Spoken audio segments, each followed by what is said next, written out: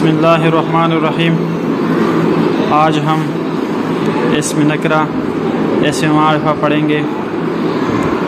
دی ہوئی جملے غور سے پڑھیے۔ لڑکا کھیل رہا ہے، کتاب بہترین دوست ہے، باغ خوبصورت ہے۔ اوپر دی گئے جملوں میں لڑکا، کتاب اور باغ نمایاں کیے گئے ہیں۔ ہم جانتے ہیں کہ لڑکا، کتاب اور باغ نام ہے۔ یہ نام عام ہر لڑکے، ہر کتاب اور ہر باغ کے لیے استعمال کیے جا سکتے ہیں۔ انہیں اسم عام یا اسم نکرہ کہتے ہیں۔ اسم معرفہ۔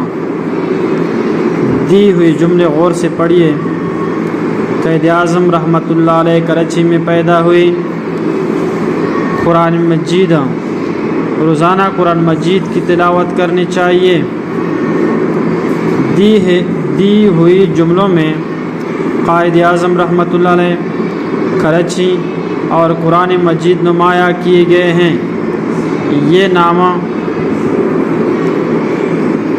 خاص شخص، خاص شہر اور خاص کتاب کے لیے استعمال کیے گئے ہیں۔ انہیں اسم خاص یا اسم معرفہ کہتے ہیں۔